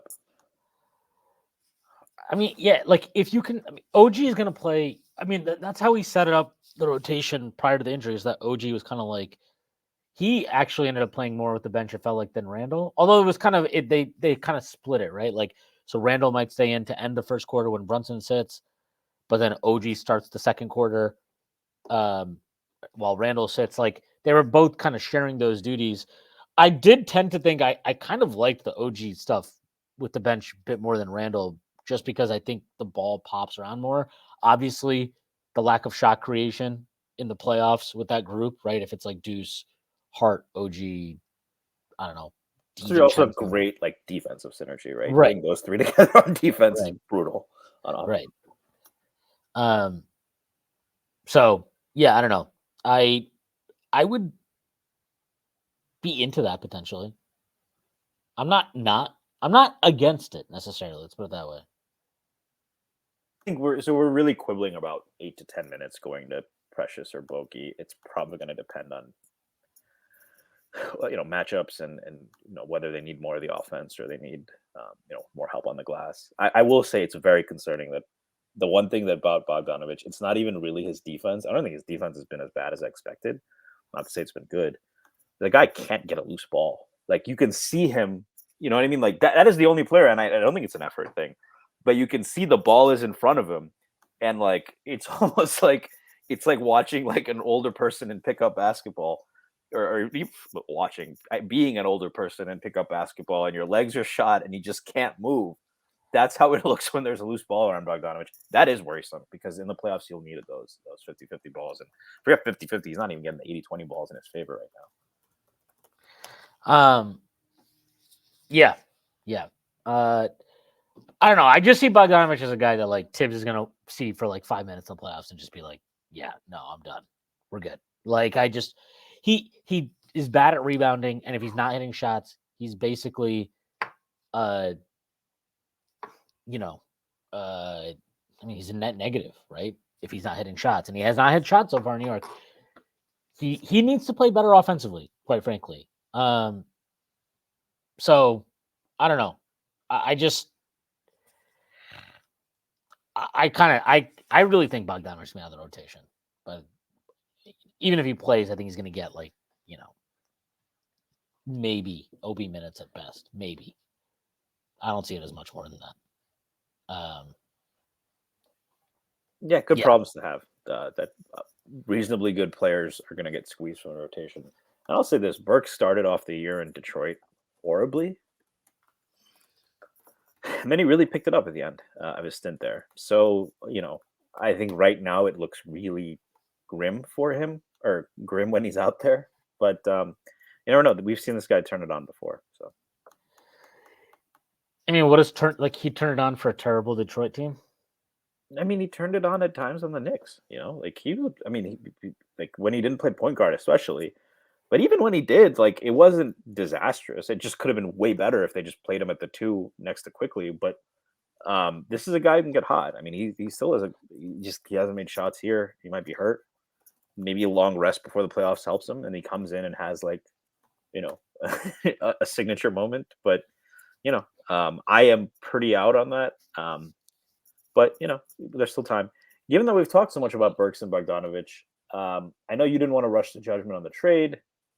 Is that still where you are, or are you starting to feel a little bit like, maybe the trade was not the best use of Grimes as an asset? What the fuck would Grimes be doing? Probably better than Burks at minimum, and Great. And give you better defense than Bogdanovich. Great. But if Bogdanovich is going to be out of the rotation in the playoffs, to your point, maybe Precious would have taken Grimes' spot too. I'm less bullish on that because Grimes gives you a lot on defense, but I don't think the Grimes thing was I just don't think it was tenable much more. He clearly wanted more minutes. He wanted more opportunities. That was never going to happen here. And it shouldn't have happened here, quite frankly. Like, he didn't deserve it. You have better players. So if you want minutes, which is fine, everybody wants more minutes, then you've got to go earn it. And if we're going to be fucking real, Deuce has been better than Grimes has been this year. It's not really that close. He's a better shooter. He's a better point of attack defender. He's been more locked in as a team defender. I mean, Grimes, for everything he showed us last year, was his defense did fall off this season. And I know Prez has talked about it, like some of the stuff, especially early in the season, he had a lot of bad luck. Guys were making contested shots on him all the time. That can happen. But even then, he just was not anywhere near as impactful. I think he's a better rebounder too, right? Deuce? Yeah. Yeah, I mean, Grimes just did not play with the requisite kind of force. Not even force, but like urgency. Like it just, okay, you want minutes? Then go fucking get your minutes. And Jeff's talked about this before on like post games and stuff, but if you're gonna you want more shots? How is it that as soon as DiVincenzo steps in the lineup, all of a sudden he's getting more shots? Well, everybody on the team just fucking hates you. They're not looking for you. That's not what it is. You're not capitalizing on your opportunities. And whatever. To answer your question, like, no, I don't think it. And you know what? If it's a loss, it's a loss. I don't think the Knicks gave up like a premium asset. Like Grimes is somebody I thought was like really good for the Knicks last year, to the point where I was like, okay, maybe I did underrate what he is as a player, because going into last season, I did I was not where a lot of people were on Grimes. It was like, oh my God, he could be Klay Thompson. He's a fucking $100 million player and blah, blah, blah, blah, blah. And like, I mean, you remember after fucking Summer League, he played like a one game and it's like, oh my God, he's the Knicks' most valuable asset, a young player piece. And I'm like, what the fuck are we talking about? Like, because he's dribbled on like fucking, I don't know, Jason Terry the fifth or something, I should care. Like, who cares? Like, do an NBA game. We saw Quickly have monster NBA games, and to me, it was always weird that Grimes somehow supplanted him because he's an inch taller and is like more barrel chested. Like, he's a better point of attack defender than Quickly. That's so that's the one thing. He is not even as good of a fucking spot up shooter as Quickly. Not anymore, for sure. Yeah. I mean, Quickly's been shooting really well at Toronto. Yeah. I mean, he was shooting well here, but yeah. But not from the corners. Really shooting badly from the corners here. Been fucking awesome above the break. But like, it's just, I don't know, man. Maybe it's a mistake, but I don't think it's some. It's not setting the franchise back, or it's not a catastrophe. Maybe a missed opportunity to turn him into something different. If they had traded like Quickly for Bogdanovich and Brooks, that would be a catastrophe, right? That would be like, wow, you got absolutely nothing, relatively speaking, for this premium asset you had. I think they sold on Grimes at a decent point. I think Grimes actually did go 5 of 8 from 3 yesterday. Am I making that up? I don't feel like I'm making that up. Let me see. Was it yesterday? Maybe it was the day before. One of these days. Hold on, let me check. This is against Charlotte that played yesterday. Grimes. I mean, some of these guys. Oh, actually, no. Hold on. I was very wrong on this. Grimes did not go 5 of 8, Grimes went 1 of 8 from the field and 0 of 6 from 3. He's also but, like- shooting 16% from 3 in Detroit. Yikes. That's his It's- 3-point percentage in Detroit. Not to laugh. I was gonna say it seems like some of these guys benefit a little bit from playing with Cade because I think Brunson's a better player, but Cade is a better playmaker. But besides that Knicks game, I don't know if Grimes has had a good game for Detroit.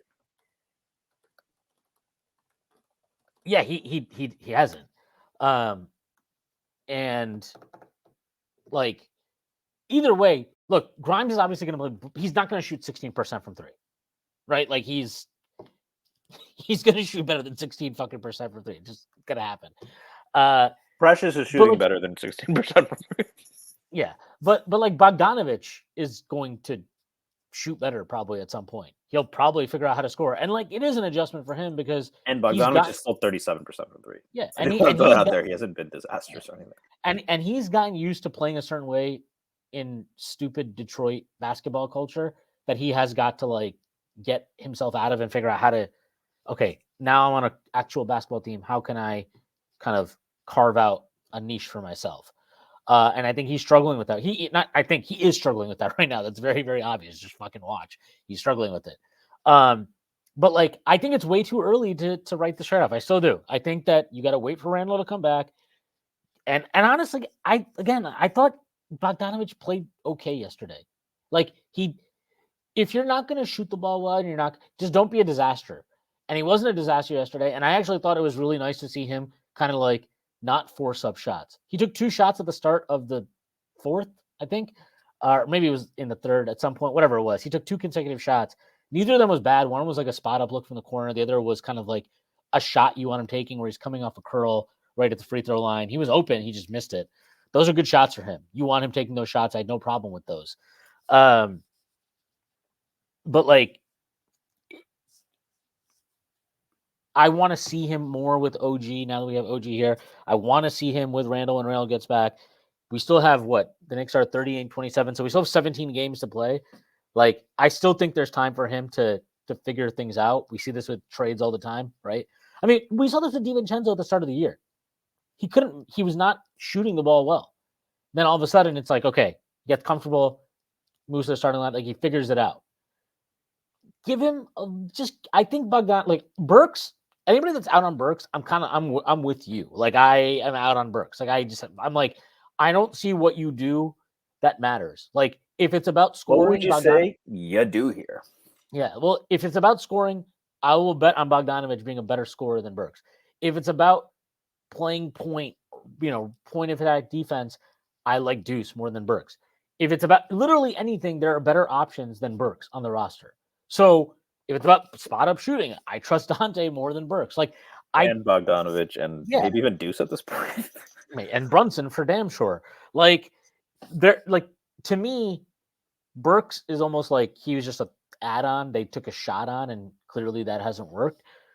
And Katz even wrote this in a piece that he had last week about Deuce, but like he even said like they kind of acquired Burks so that Deuce wouldn't have to be in the playoff rotation. And now it's almost like, well, now Deuce has outplayed him. And so Deuce has kind of earned his spot. Which, by the way, note to Quentin Grimes. But like Bogdanovich, I think it's still too early to give up on. And, the Knicks gave up those 2 seconds in 2028, 2029. Maybe that'll come back to haunt us. I don't think if that's what comes back to haunt us at the end of the day, I'll be pretty surprised. I don't think Grimes had a home here. Like he was not going to be a long-term piece for them, and I think they knew that. So they tried to maximize him as best they could as an asset.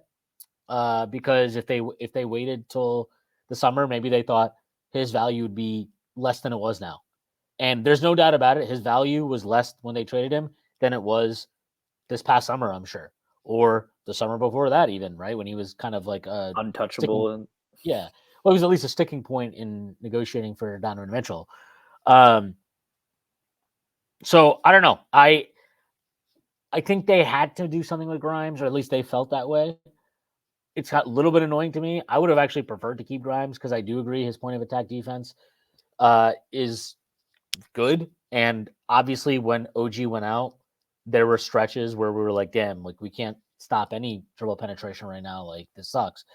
He would have been useful then. But long term, like I don't think Grimes is going to be a piece that we look back on and be like, wow, we fucked up so hard there. I think he's kind of replaceable. And if there is a takeaway that I have from watching Bogdanović and whatever, you kind of look at the rest of this team, is finding the type of player Bogdanović is, that wing scorer type guy that fits into the overall identity of the team as like physical, imposing, all that type of stuff. That is what they ultimately need to do. We'll see if they can do it, but like I'm not losing much sleep over this trade even now.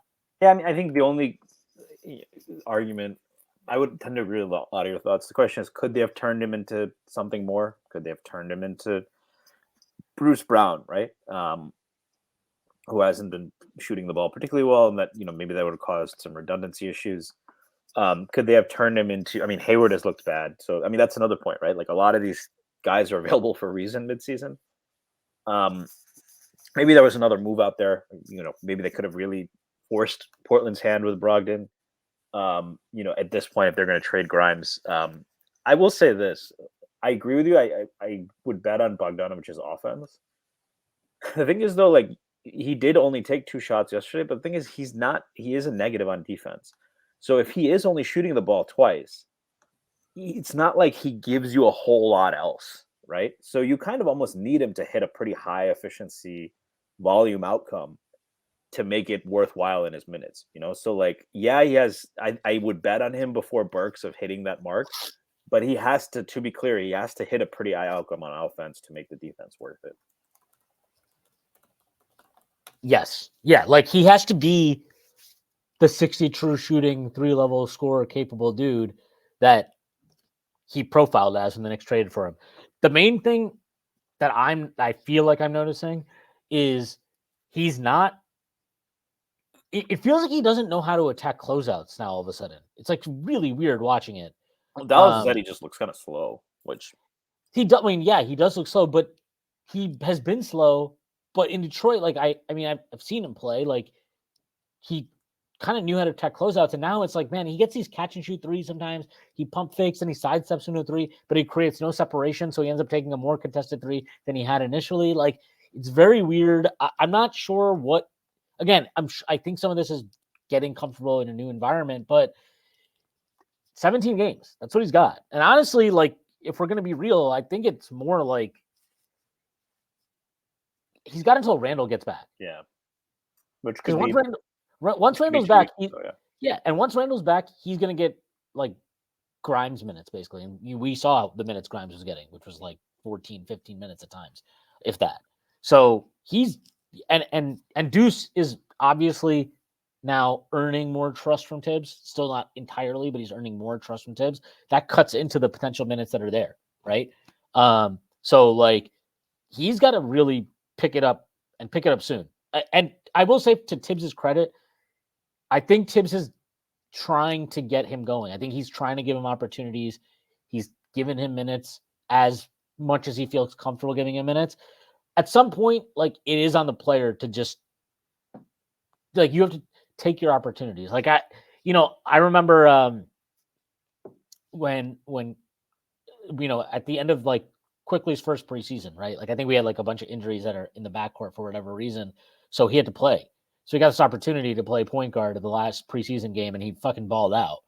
And basically from that point forward, like, yeah, obviously we know Tibbs, whatever our thoughts are about how he used him, but he was in the rotation from that point forward, right? After not having even played in the first 2 preseason games, he was kind of profiling as like, okay, he's going to be situational. And he went from that to like, okay, he's in the rotation. Sometimes it's about like, yeah, your opportunity might not be what you want it to be. It might not be ideal, but you've got to grab your opportunity. And if you had one shot, one opportunity, would you capture it or just let it slip? Thanks, Dad. But like,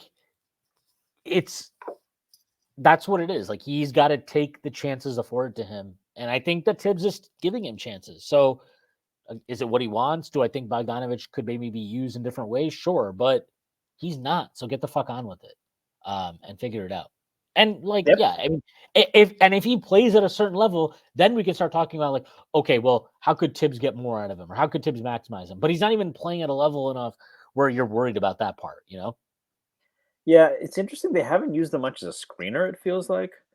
I think that our dribble handoffs. I think he'd be pretty interesting. He's. I don't know if he's much of a screen setter, but he's a pretty big body. So it'd be. I think there are things you can do. But yeah, I mean, it's kind of like it's like Hartenstein when he first got here really struggled, and a lot of people. It was rumored that his, I think now wife, right, girlfriend at the time, had been critical. That rumor was debunked. Anyway, you could tell, like, it probably wasn't what Hartenstein wanted in terms of really just being used like Mitchell Robinson. And then we talked about it, right? As soon as he started to figure out the defense and started to do what Tibbs Tibbs then gave him more rope to like be creative on offense. So maybe we'll see something like that with Bogdanovich. I think that the shooting ability is there. I still think, like to your point, he probably has never been a guy who really relies on speed. So if he can give you just basically what Joe Ingles gives you, even, I mean, he's not as good a defender, but at this point, Ingles isn't what he once was as a defender either. I think that's fine. I will say another guy. Let me ask you this too. Going back to OG, we're talking about guys who would take over him on defense.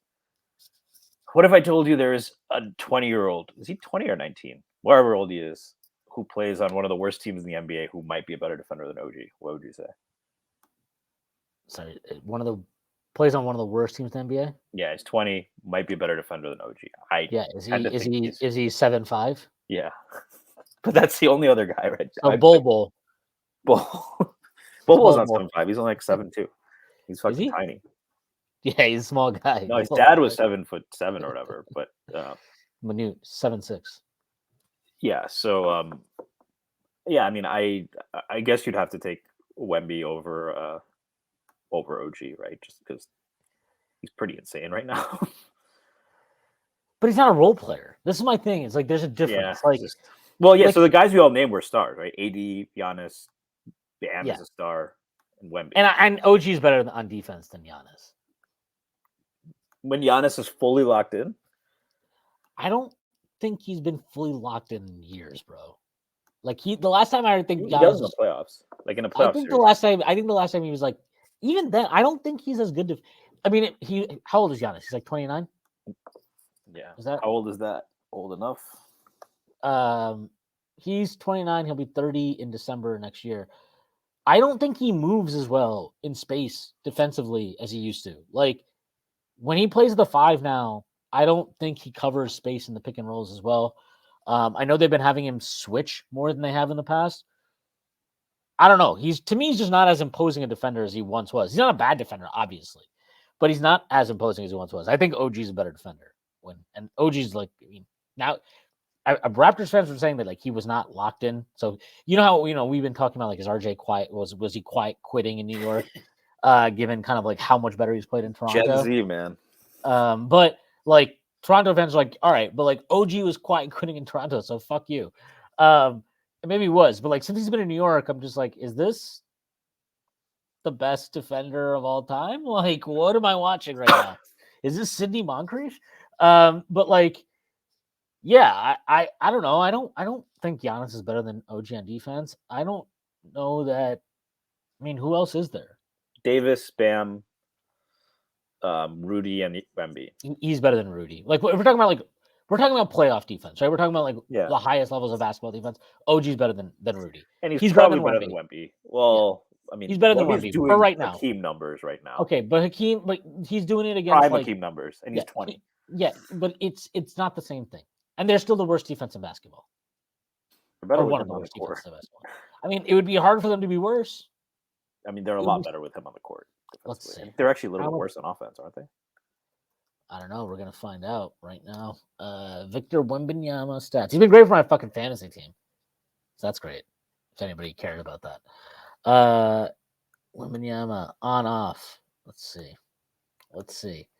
They are.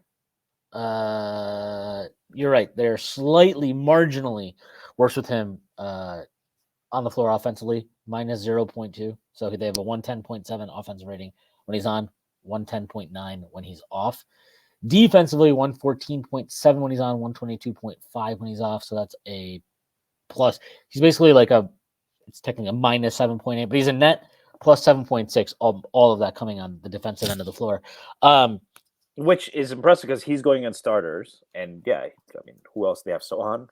What other defenders they have? He's not even starting anymore, right? I don't think. Yeah, so I mean, he's speaks carrying to the that defense against the best players night in, night See, out. but you say this, but like the Knicks defense without OG this year has not been that good. Like It was bad. It was terrible the month before he got, before we got him.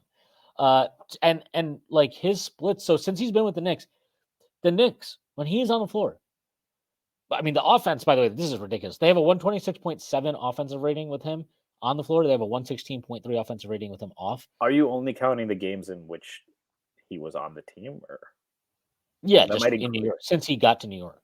Okay. No, because sometimes the on-off will like count the games where he wasn't playing, but the Knicks, like that's him off the court. It's the full season's minutes, but like he's not like whatever. I mean, they were. I don't really think that matters too much. And then defensively, they have a 100.4 defensive rating when he's on the floor versus 116.8 when he's off the floor. Like, I don't think like Wembanyama's awesome, but I don't think he's right now. I don't think he's as good defensively as OG, which is fine. That's fair to say. I mean, we're talking about somebody putting up historically good numbers. I will say this. Let's. I did want to. We haven't talked about Wemby much. Has he exceeded expectations? I mean, they were very high. Has he exceeded expectations for you? Is there now a non-existent chance that he retires as the GOAT? Because I knew you were a bit of a skeptic, I think, at least before, when all the hype was coming in at the draft. So no, I wasn't. I was just like, can we just relax? Like, he's LeBron. Really? He's LeBron. I mean, he might be now, though. Like, it looks like he's very good. I am not calling him LeBron yet. I think we need to all relax and like. I'm not saying none of this stuff matters. It does. It's very, very impressive what he's doing. He's going to be rookie of the year.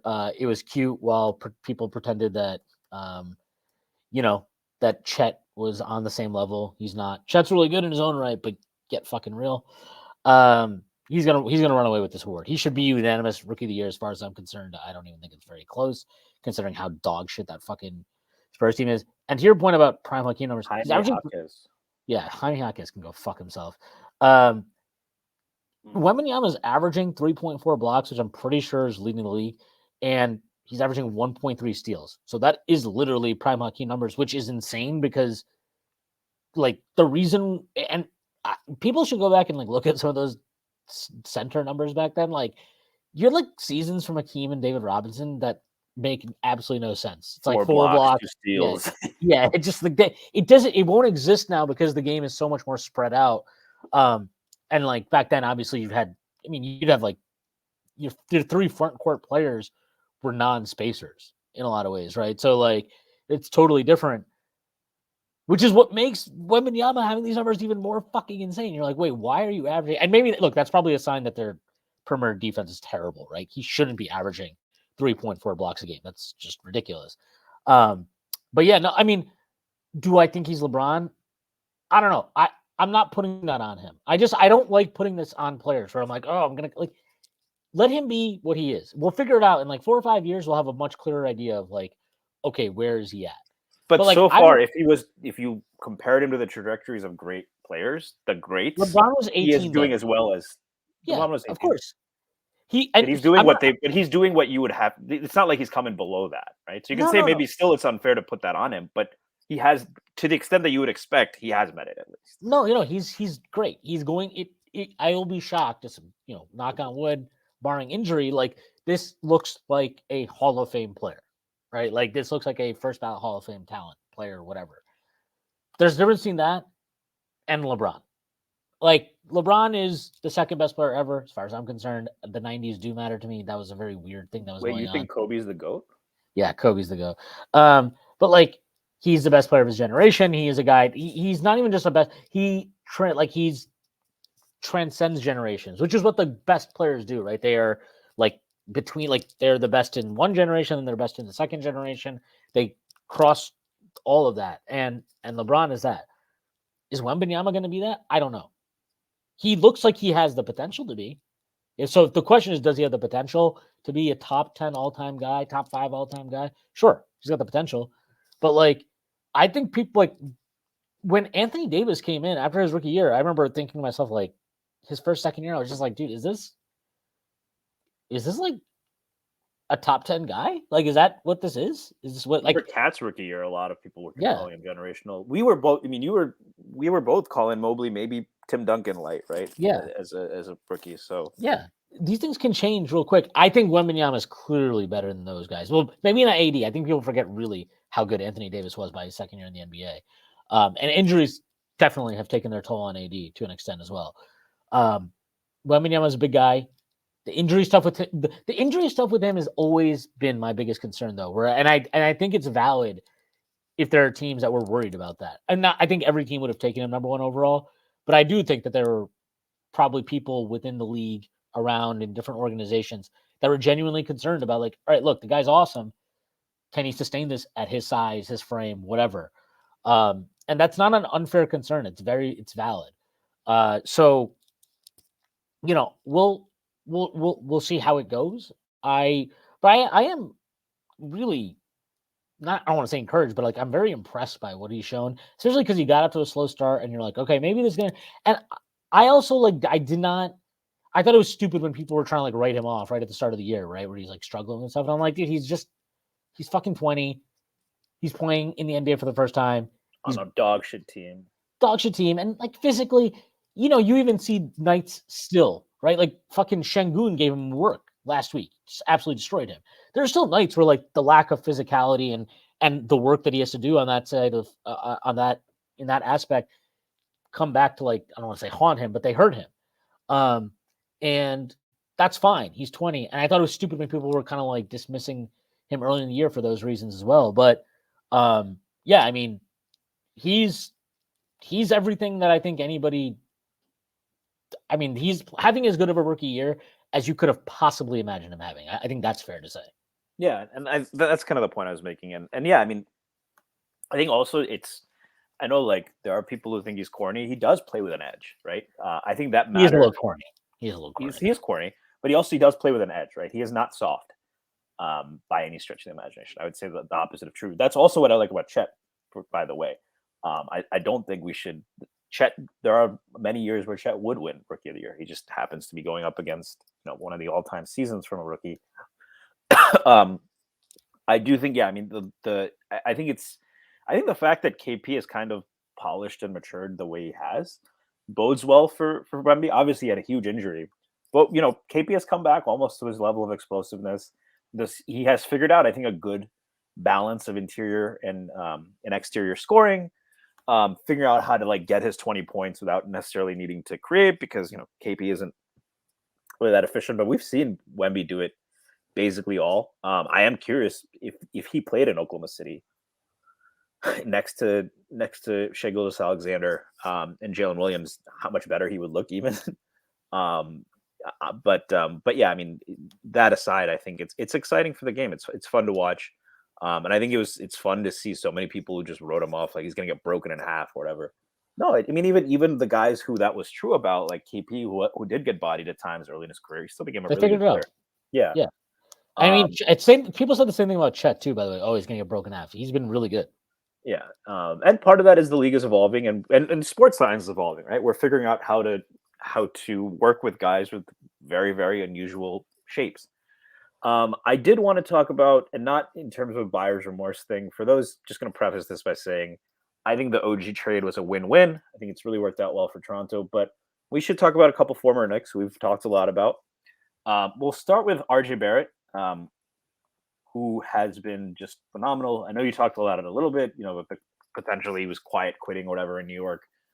Do you think the Knicks were misusing him? Do you think because right now, since he's gotten to Toronto, it's been 27 games, so pretty big sample.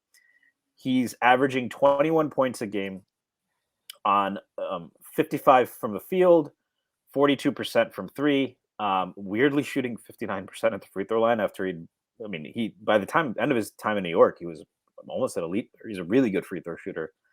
He's also averaging 4 assists per game to only 2.2 turnovers. and his rebounding's improved back to 6 rebounds a game, which would be a career high. Let's talk about RJ. I think quickly's been good too, but it's 2 different stories. I don't know how much of the Raptors you've watched. Has the light bulb come on? Do you think it's he's more engaged? Do you think he's being used better? Do you think the Knicks just didn't realize what they had? What are your thoughts on RJ? I think he's just in a better place. They're playing faster. That's pretty much it to me. I think he's more engaged because they're playing faster. And I don't think he was happy with his role in New York. I don't think he was happy that, after his second year or his third year, he averages 20 points a game. They get Brunson, and basically it was like, okay, well, you're the third option, and like that's your role. I don't think he was happy about that. I think it affected his effort. I think it affected his mindset, and that seeped into a lot of his defensive issues that started creeping into his game here. He's been better defensively from what I've seen in Toronto. I don't think he's ever going to be a game-changing defender, but he's been better than what we saw at the end of his time in New York. I mean, he was truly awful the last month or so that he was in New York on both sides of the ball. It was just ridiculous to watch him. But he's just more active, and like there's no explanation for that other than I don't want to say gave up, that's the wrong word, but he was unhappy in his role. And I think that he allowed that to affect his effort. And that's not, it's easy to be like, that shouldn't happen. It's fucking human nature. Do I think the Knicks fucked up? No, I don't. I think the Knicks, look, this front office didn't draft him. They inherited him. They settled on, okay, we're going to hire Tom Thibodeau as our coach. Tom Thibodeau coaches a certain way. You're going to play a half-court offense. You're not going to be pushing the pace. You're not going to play fucking 5 out. You're not going to spread the floor. Like, that's not going to be your ultimate priority. You're going to do all these things that maybe would have maximized RJ Barrett to a higher degree. The Knicks are not in the business, and no team should be in the business of, unless you have like a true blue chipper superstar, you should not be in the business of building to maximize a player or prospect. Especially a prospect. Let's put it that way. Should not be in the business of trying to maximize a prospect of the caliber of RJ Barrett, who, as well as he's playing, I don't think anybody's under the impression that, like, oh my God, is this a star? The only people that think that now are probably Raptors fans. But, like, I don't think he's a star. I think he's a good player. He's showing that he's a good player, so good for him. There's still some Knicks fans that believe that, I think, too. Maybe. But, like, so it became, if that's the paradigm that the Knicks were operating in, right? This is what we are. This is our core identities. These are the tenets of how we play. These are principles of play. Everybody has to fit into that, right? At that point, they gave RJ, it's not like they took him in and then it was like a half year later, they're like, all right, get him the fuck out of here. No.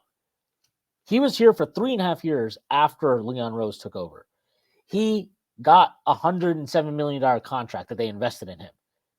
He got plenty of usage within the construct of how they wanted to play. He was a 27 usage guy last year. I think he might have been 27 again this year. This is not a player who I refuse to believe. I don't care what anybody tells me. He was not standing in the corner. He was not just spotting up from 3. They ran sets for him. They ran pistol actions for him. It didn't work.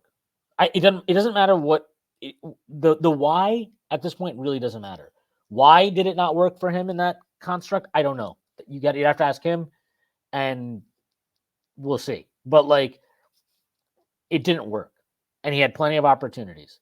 And at a certain point, I'm sorry, but if you're not as effective as Julius Randle or Jalen Brunson in the way we want to play and the way we are going to play, then you have to move on. Is there an argument though that he was more effective than Randle in the playoffs last year? I mean, we still sucked ass in his minutes, and our offense wasn't good. Yeah. So I don't think that's like, oh, that means RJ sucks. No, I'm saying like, there are plenty of teams around the league. Go look at any bad team in the league. There are players individually that you can look at and be like, oh, he's having a good season. Okay. Bones Highland. Yeah, but your team sucks. So who cares if he's or what does it mean that he's having a good season? Like, does it mean that RJ had a good playoffs individually, relatively speaking, for him? The Knicks were the worst offense in the playoffs, basically. They did play 2 elite defenses, but I mean, most of the defenses in the playoffs. You're going to play elite defense in the playoffs, just how it works. But the Cavs were like the best defense. Yeah, but the Knicks played the worst. They were the worst offensive. They weren't like one of the worst offenses. They were the worst offense in the playoffs.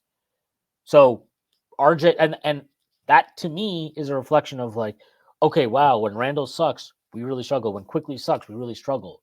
Like RJ was good and it didn't matter. It didn't move the needle. It's like theoretically you would think, okay, well, if Quickly sucks but RJ's good and Brunson's good, we shouldn't be the worst offense in the playoffs, but we were. That's what we were. And I think that's like, again, like, was that a reflection on Brunson too? I don't know, maybe. But like, I think the point is like, I don't think what RJ is doing in Toronto, it doesn't really matter to me because if he wasn't going to do it in New York, and that's not because like he sucks, it's because that entire like all the circumstances that are leading to him having his kind of like breakout right now in Toronto were never going to exist here, and they never did exist here. So if he's playing better, good for him. That's awesome. I'm happy for him, genuinely. Like that's good because that was never happening here. And in the same way, right? The circumstances that existed that turned OG into an all defensive god who has the exact right to roll on offense weren't going to exist in Toronto for quite some time. Right.